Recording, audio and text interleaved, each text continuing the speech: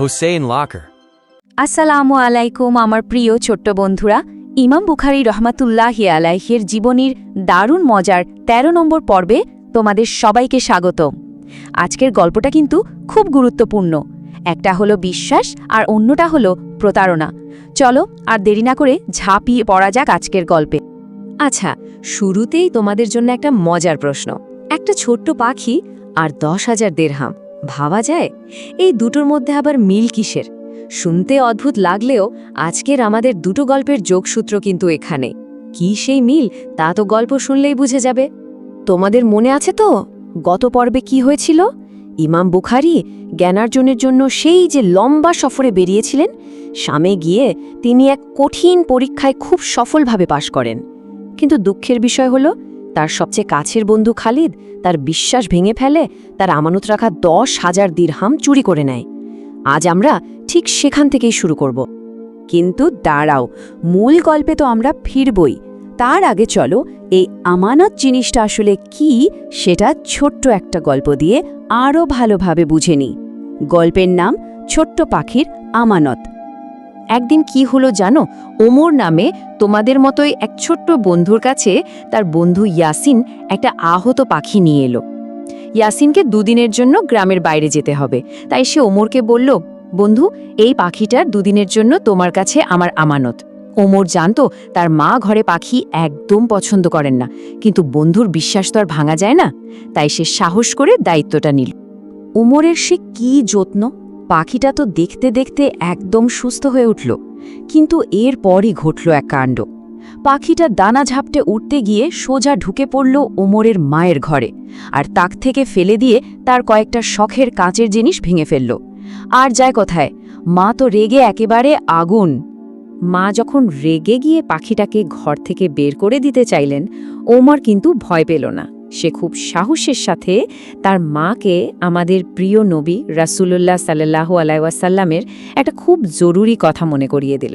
সে বলল, মা, নবীজি বলেছেন মুনাফিকের চিহ্ন ৩টি।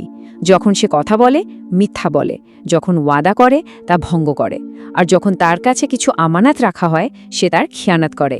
পাখিটা তার কাছে আমানত, সে খেয়ানত করতে পারবে না।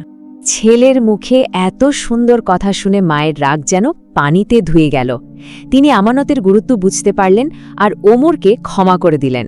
তবে হ্যাঁ, একটা শর্ত দিলেন, ভাঙা জিনিসগুলোর দাম ওমরের জমানো টাকা থেকে দিতে হবে। ওমর হাসি মুখে তাতেই রাজি হয়ে গেল, কারণ বন্ধুর বিশ্বাসটা যে সে রাখতে পেরেছে, এর চেয়ে বড় আনন্দ আর কি হতে পারে, তাই না? এই তো গেল আমানত রাখার গল্প। এবার চলো দেখি আমানত খেয়ানত করলে কি হয়। ফিরে যাই আমাদের ইমাম বুখারীর গল্পে। লম্বা সফর শেষে তিনি বাড়ি ফিরেছেন। এবার দেখা যাক যে প্রতারণা করেছিল সে খালিদের কি পরিণতি হল। বাড়ি ফিরে মায়ের সাথে দেখা হওয়ার পর কি যে এক আবেগঘন মুহূর্ত তৈরি হল। মা তাকে জড়িয়ে ধরে কান্না জুড়ে দিলেন। টাকার কথা জিজ্ঞেস করলে ইমাম বুখারী খুব শান্তভাবে বললেন যে খালিদ টাকাগুলো দেয়নি। তিনি আল্লাহর উপর ভরসা রেখেছিলেন আর বেঁচে থাকার জন্য দিনে চাষির কাজ করেছেন আর রাতে হাদিস পড়েছেন। ভাবো তো একবার, ১০,০০০ দিরহাম! আজকের দিনেও এটা অনেক টাকা, আর সেই সময় তো এটা ছিল বিশাল একটা ব্যাপার। খালি তার বন্ধুর এত বড় একটা বিশ্বাসের খেয়ানত করেছিল। সংখ্যাটাই যেন চোখে আঙুল দিয়ে দেখিয়ে দিচ্ছে প্রতারণাটা কত বড় ছিল। ওদিকে খালেদের বাবা যখন ছেলের এই ভয়ানক চুরির কথা জানতে পারলেন, তিনি রাগে, দুঃখে আর লজ্জায় একদম ফেটে পড়লেন। তিনি খালেদকে দোকান থেকে বের করে দিয়ে পরিষ্কার বলে দিলেন, যতক্ষণ না মুহাম্মদ তোকে মন থেকে মাফ করছে, এই দোকানের ছায়াও মারাবি না। প্রতারণার ফল খালেদ হাতে নাতে পেতে শুরু করল। কিন্তু বাড়ি ফেরার পর ইমাম বুখারীর জীবনে শুধু এই মন খারাপের ঘটনাই ঘটেনি, একটা নতুন অধ্যায়েরও শুরু হতে যাচ্ছিল। তার মা তার জন্য একটা দারুণ প্রস্তাব নিয়ে এলেন, তবে সাথে ছিল একটা মন খারাপ করা খবরও। মা প্রথমে তার জন্য একটা বিয়ের প্রস্তাব আনলেন। পাত্রীকে জানো ফাতিমা, আর এই ফাতিমা হল ইমাম বুখারীর সেই প্রথম শিক্ষক শায়েখ আবদুল্লাহর মেয়ে। কিন্তু এই খুশির খবরের সাথেই ছিল একটা খুব দুঃখের সংবাদ। মা জানালেন তার প্রিয় শিক্ষক শায়েখ আবদুল্লাহ খুব অসুস্থ, তার বাঁচার আশা প্রায় নেই বললেই চলে। এই খবর শুনে ইমাম বুখারী এক মুহূর্ত দেরি করলেন না। তিনি পাগলের মতো ছুটে গেলেন তার প্রিয় শিক্ষকের কাছে।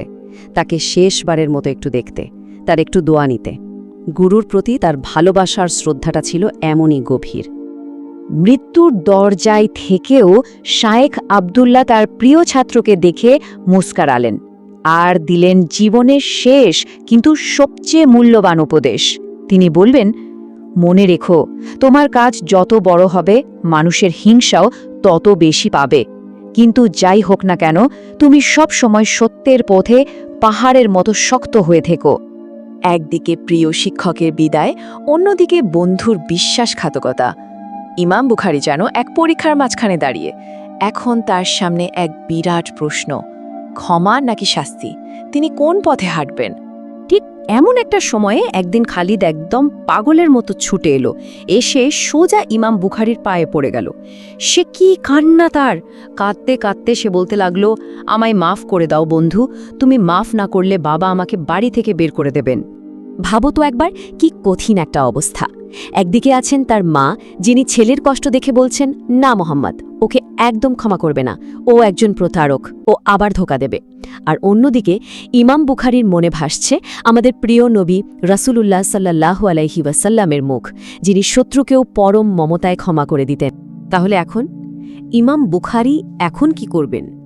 মায়ের কঠোর আদেশ মেনে নেবেন, নাকি বন্ধুর কান্না শুনে রাসূলুল্লাহ সাল্লাল্লাহু আলাইহি ওয়াসাল্লামের ক্ষমার আদর্শকে অনুসরণ করবেন? কোন পথটা তিনি বেছে নেবেন? গল্পটা তো দারুণ একটা জায়গায় এসে থামল, তাই না? চলো দেখি পরের পর্বে আমাদের জন্য কি কি প্রশ্ন অপেক্ষা করছে। সবচেয়ে বড় প্রশ্নটা হলো, যে বন্ধু এত বড় ধোঁকা দিল, তাকে কি ইমাম বুখারী মন থেকে আসলেই ক্ষমা করতে পারবেন? আর একটা কথাও তো ভাবার আছে, তাই না? যে টাকাটা চুরি হলো, তা তো ফেরত পাওয়া যায়নি। তাহলে শুধু মুখে মাফ করে দিলাম বললেই কি সত্যিকারের সুবিচার হয়? আরে, আমরা তো ফাতেমার কথা ভুলেই যাচ্ছিলাম। তার সাথে বিয়ের প্রস্তাবটারই বা কি হবে? ইমাম বুখারী কি তার প্রিয় শিক্ষকের মেয়েকে বিয়ে করতে রাজি হবেন? এই সবগুলো দারুণ প্রশ্নের উত্তর জানতে হলে কিন্তু পরের পর্বটা তোমাদের দেখতেই হবে। সেই পর্যন্ত তোমরা সবাই ভালো থেকো, আর হ্যাঁ, ওমরের মতো আমানত রক্ষা করার চেষ্টা করো কিন্তু। জাযাকাল্লাহু খায়রান। আল্লাহ হাফেজ। Like, comment, subscribe. আপডেট পেতে বেল আইকন অন করুন।